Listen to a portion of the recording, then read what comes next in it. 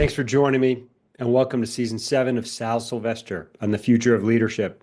As you know, season 7 is focused on elevating human performance at work, and we're exploring what leaders can do to help themselves and others improve their performance at work. Think about athletes, they train for events, if you think about athletes, they train for events using tried and tested methods to enhance their performance. Why wouldn't leaders do the same? Why wouldn't people at all levels do the same at work?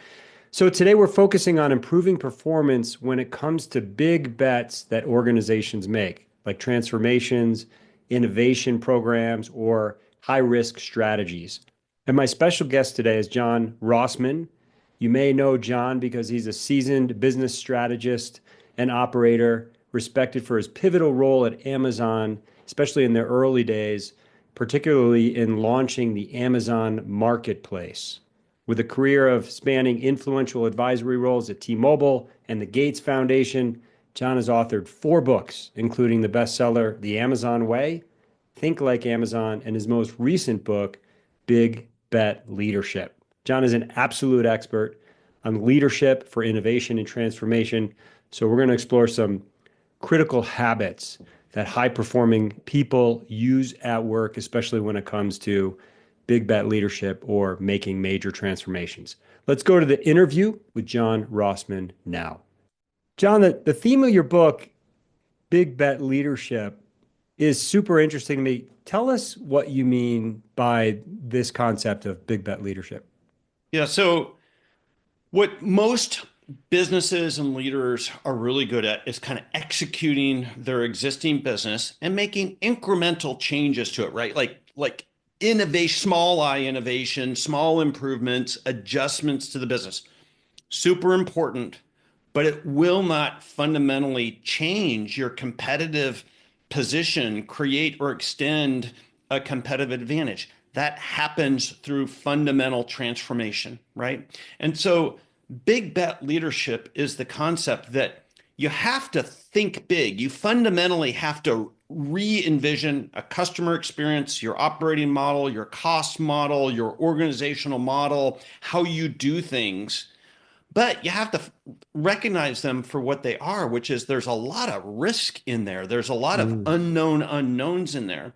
So the big is the ambition. The bets are actually small bets. And the way to be successful at these is through an experimental approach. So we think big, but we actually prove out the critical things that must be true up front before we commit to it. And so that's the goal, is to solve for both of these things, which is we have to have high ambition vision for what we want to do differently as a business, but we have to recognize that there's lots of landmines and risks that we have to navigate through there. There's a special leadership skill set in order to do that. That's why we wrote Big Bet Leadership. Nice. I love that. So the big is the ambition. The bet is more of that experimental approach.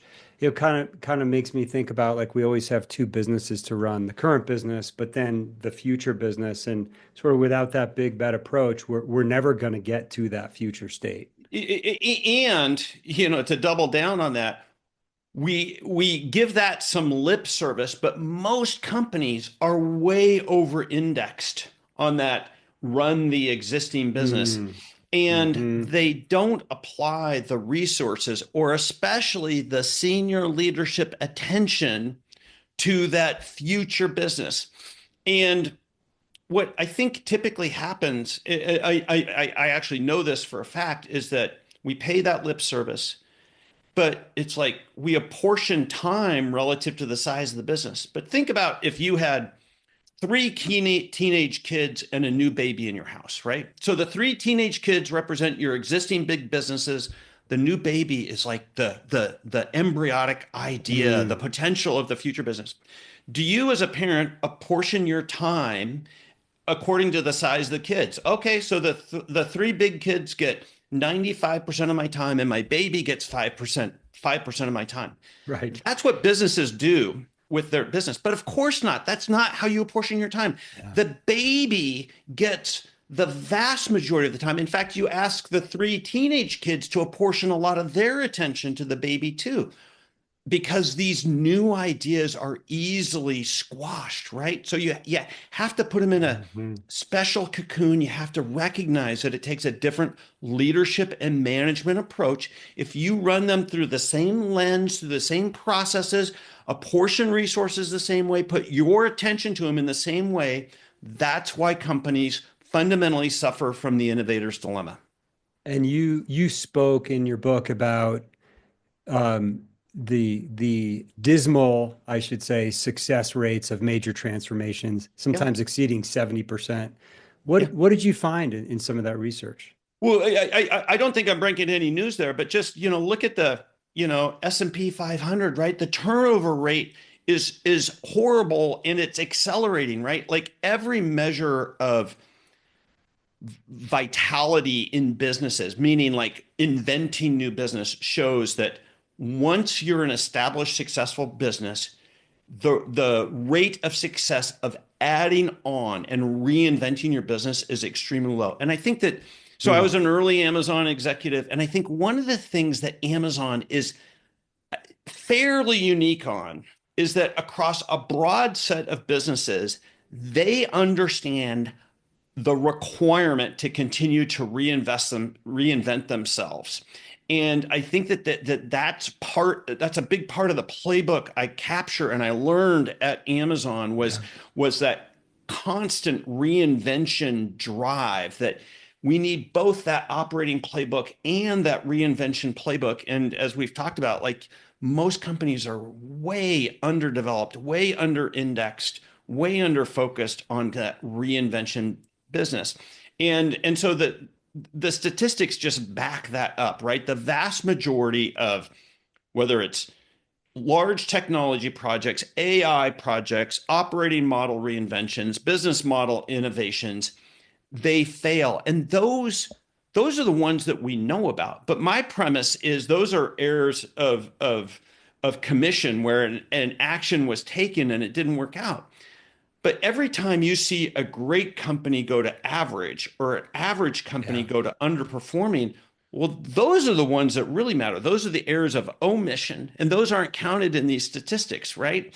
And so we like to refer to kind of these golden stories of disruption, like Blockbuster and Xerox PARC, and Mhm. companies that literally invented the business models of today, but they failed to capitalize on. But just think about the companies who last year are category leading companies that have suffered their version of a failure to reinvent their business. So listen to this set of brands, just to demonstrate that this is going on today, right? Yeah. I'm wondering if Intel Nike, is going to be on Nike, this list. Nike, Starbucks, Boeing, and Mm. Intel, right? Mm. Yeah. Four category leading, era defining companies Yes. that are all suffering from their version of the innovator's dilemma and failed to reinvent themselves in a continuous manner. And Yes. that's what big bet leadership helps solve for. You mentioned, and I'll share an experience I had. You mentioned the concept of it's always day one, Amazon's philosophy. Can you talk a bit about that? Because I think it's connected to what you said. There's like this Amazon understands the requirement to constantly be reinventing themselves. Yeah, so that is one of, although it's not an Amazon leadership principle, of which my first book, Yes. The Amazon Way, was about the Amazon leadership principles. It's one of those seemingly unremarkable statements that Jeff Bezos has made into a mission statement for Amazon. And I think of all of Jeff's skills, his strategic communication skill and his ability to the right audience at the right level be what we call out in big bet leadership the chief repeating officer. Like he Mm. is a chief repeating officer, and this is one of the things that he repeats is we're a day one company. And what he means by that is that we're a company that is optimistic. We're an optimist relative to the way that technology can deliver value for our customers and help us create a vital, continuous organization. We're optimistic, and we will invest time and resources for the future in ways that others may not understand us. And we will look to build lifetime value for customers and for our enterprise, not Mm. optimize for today. And that's what he Yeah. means by day one. And so, this ability to communicate both the problem and your hypothesis for the future, that's a fundamental framework in the book called the Big Bet Vector. And then be able to do one of the really hard jobs as a leader in a transformation, solving a hard problem in a hard situation, which is authentically and consistently communicating this is the problem and this is what we are doing about Hmm. it Yeah. is a critical aspect of being a successful leader for this type of change. And Bezos is just one of the best at that. I had the opportunity to do some work with a few different leadership teams at Amazon, not that long ago, maybe a year and a half, 2 years ago. One thing I was impressed by, you mentioned the LPs or the Yeah. leadership principles.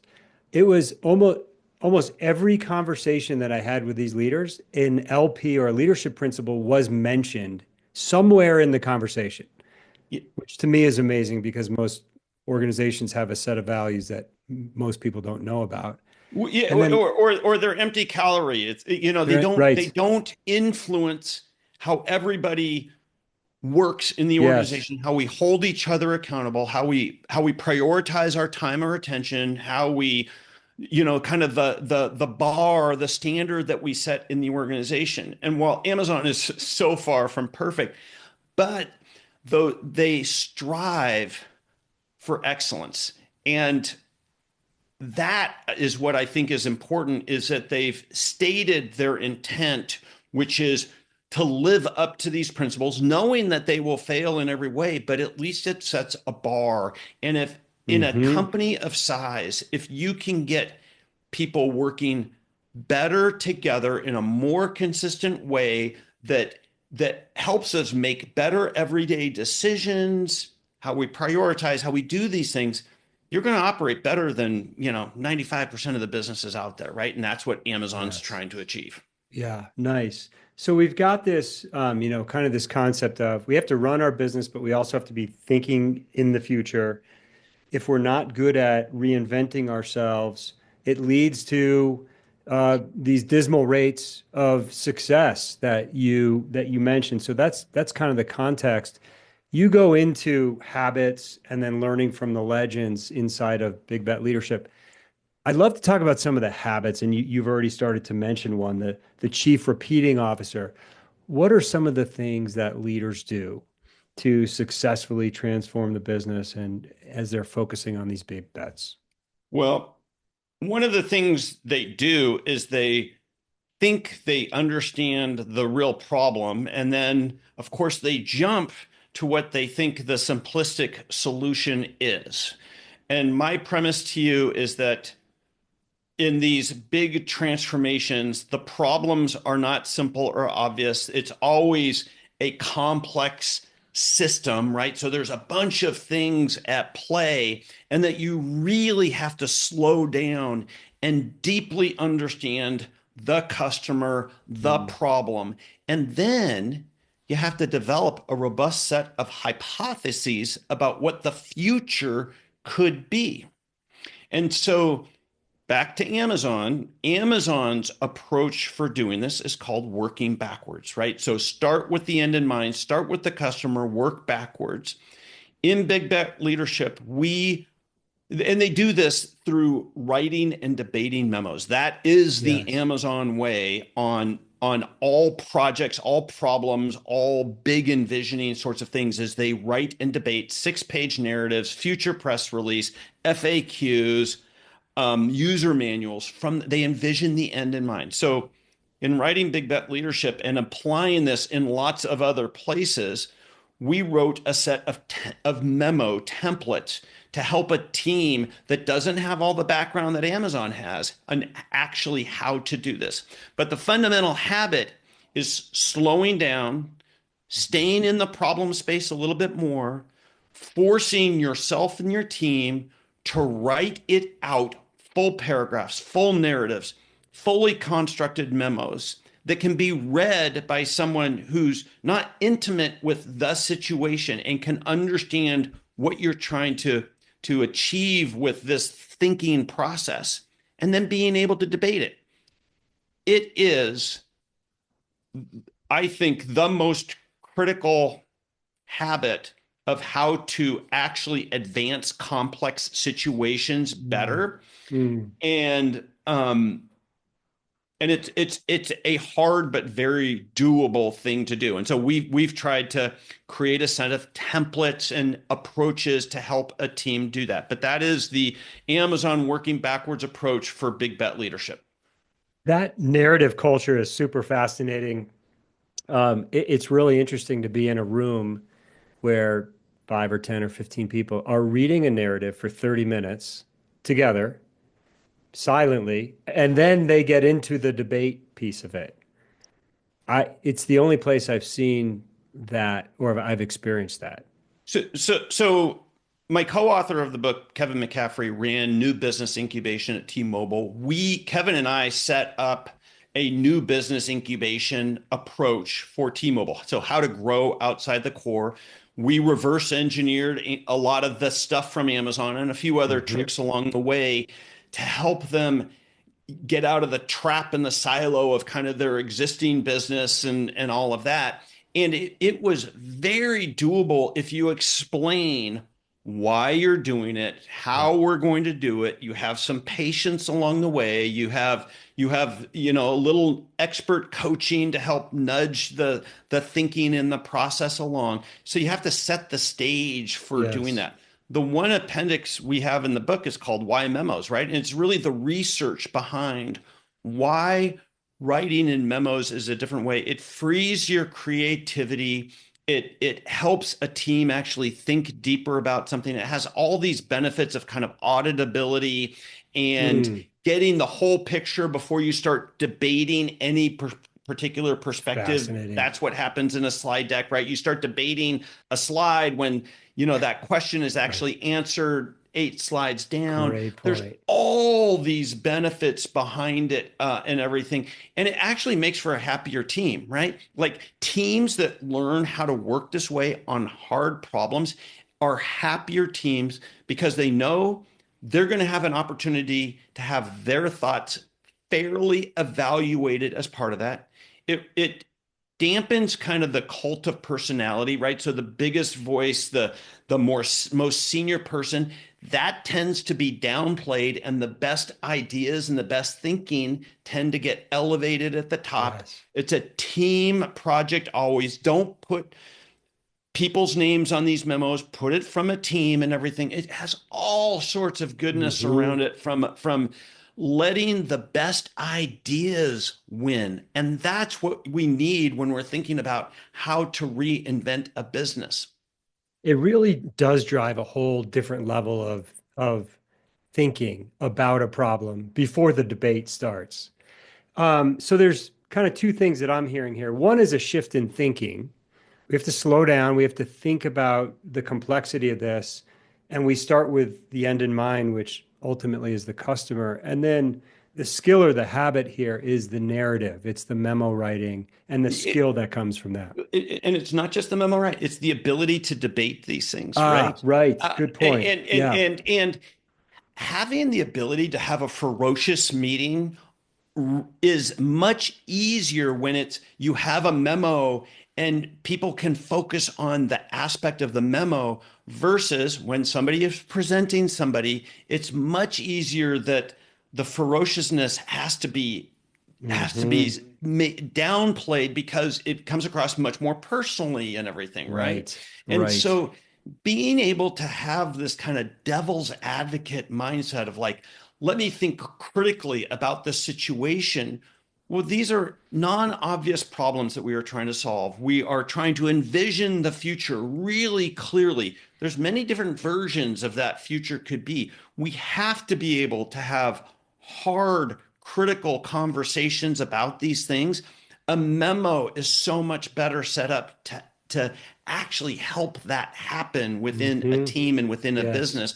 Whereas presentations, they don't create that environment of, our job is to pressure test this thinking here. That is the job to be done. That is what's required. It's not saying good job, and everything, or like I completely agree. That really adds no value at all to the situation. But that's kind of the culture that a lot of Hmm. organizations have when somebody's presenting their concept. It works for incremental, well understood situations. But if you have a hard problem in the business to solve, or a high ambition Mm. Ooh. innovation that you want to do, that powder puff thinking will not work. Yep. So the narrative plus the debate. That's what drives the critical conversations. Yeah, That's right. nice. I love that formula. You talk a lot about learning from legends, and you mentioned a number of folks in the books from Jeff to Steve Jobs, Elon Musk, John Legere at T-Mobile. What are some of the things that you've noticed the legends do consistently when you look across some of Yeah. those well-known names? Yeah. So we both Kevin and I got to work for and studied a couple of these, what we think are big bet legends.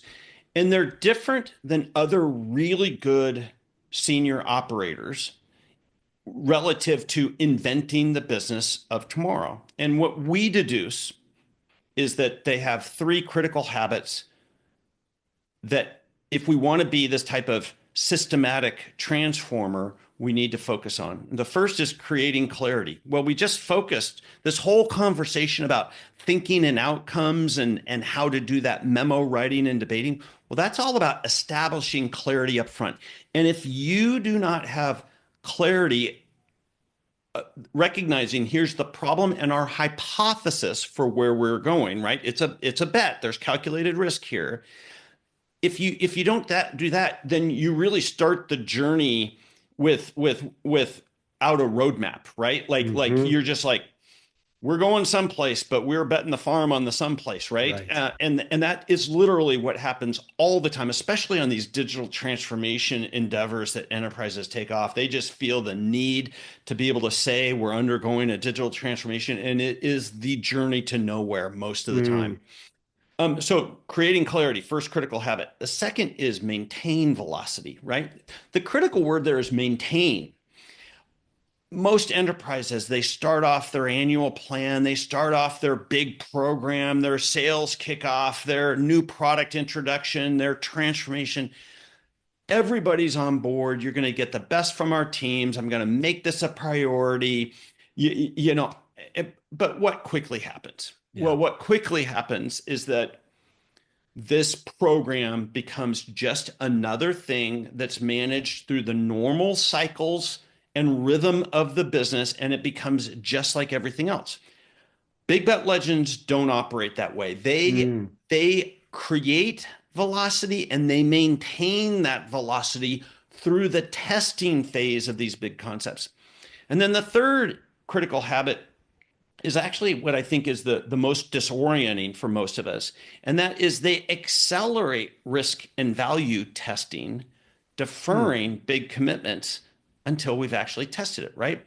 What most leaders like to do is they've got a big idea and they just commit to it. They commit internally to it, they commit to the street, they commit to partners. But what they fundamentally don't understand is that there's still a ton of risks, and it can be market acceptance risk, it can be an execution risk, it can be a technical risk, it can be a legal risk, it can be all of these things. Big bet legends have an uncanny ability to understand the real critical things that must be true, and they find a way to isolate, bring them forward, Mm. test them early before they make those types of commitments. And that is the art of isolating the thing that must be true, the assumption, the risk, but it has to be like 3 to 5 of these things. It can't be this list of 20 of 25 them. things. Right. And so it's partially the ability to truly understand what's the real risk I'm facing here? Like what's the real crux of the challenge going to be? And then finding a way to do an isolated, fast, cheap Mm. way to test it to allow us to learn from it and then adjust what the situation might be. And that's how you become the shark at the table, right? Sharks at the poker table tend to have more information than the other players. And Hmm. that's what we're doing is we're equipping the executive and the executive team to understand the things that are at play better before they make big commitments. And if you can do that, then you have an edge, right? Like you have the advantage. And that's what these big bet legends do. They have Hmm. the advantage. I love that. Super interesting. Question on the first one you mentioned, creating clarity. This one trips so many organizations up, and I often find that the strategic planning process gets so complex that what we're trying to achieve gets it goes missing or it's just not clear. What are your, do you have a like a framework that you like to use with clients on goal setting, for lack of a better word, or Yeah, managing execution? well, there's three books that we reference in here that like we built on the shoulders of the thinking here and everything, right? The first one that we reference, and it's in the Big Bet Thinking, is the book Good Strategy, Bad Strategy by Mm, Bill Rumalt. And yep. so I think his framework for what good strategy is versus the obtuse goal setting strategy that most companies put in place, and they don't know whether it's planning or strategy or just budgeting, and everything, right? Like that to me, I like to have people read that book first, because what it Mm, does is it says to create good strategy, we have to recognize what the real problem is that we are trying to solve. And we have to develop kind of a principle for like what we think the unlock to that is. And what sounds very simple, similar to the big bet vector, right? The problem and our hypothesis for the future. And what we do is we introduce the notion of there's risk relative to that crux of the problem that we're recognizing. How do we then experiment on the risks nice. relative to that future Yeah. state? And so his book, Good Strategy, Bad Strategy, like I like people to read that because I think it reorients what real strategy is versus planning and budgeting, Right. to recognize it's a different exercise, and the best strategy is a problem front, bring the problem forward, like Mm, kind of approach. What is the real problem in our business? And that frames to opportunity, right? But if you recognize it as a problem, it helps us attack them better and more honestly and everything. And so that to me is when when I got brought into a pure kind of helping us to create a strategy versus like, oh, we know have a problem and we're going to go about a transformation, is I insert that book and it helps everybody rewire their brain on what good strategy is. nice. Yeah, that's super helpful. Thank you for that. John, maybe one last question. Everyone's talking about AI all the time. Lots of hype, lots of change, very disruptive technology, obviously. What's the biggest mindset shift we need to make, leaders need to make to embrace these massive digital, hyper digital changes that are happening? Yeah. So the name of the book is Big Bet Leadership. The subtitle is Your Transformation Playbook for Winning in the Hyper Digital Era. So the preface of the book is the pretext of, well, what's the hyper digital era, right? And the simple thesis that we put forward there is that if you think the past 25 years of digital disruption and digital change has been has been interesting, it's going to pale in comparison to the Mm, next 25 years. And so there's going to be a lot of new winners and a lot of new losers. And what we need business leaders to do is to A, recognize that, B, recognize that they need a different paradigm for how they actually lead that type of transformation. But we wrap up the book ultimately with the advice of you have to be an active skeptic. That mm, is the killer habit that we need. Both of those words are super important. Active meaning you can't just sit back and not learn and not figure out mm. how to transform. But skeptic means we prove things out before we completely jump on it Nice. and everything, right? And I think companies make both sides of that mistake. On one side, they're skeptical of the opportunity that AI presents and our ability to reinvent our offering or reinvent our cost structure and our operating model.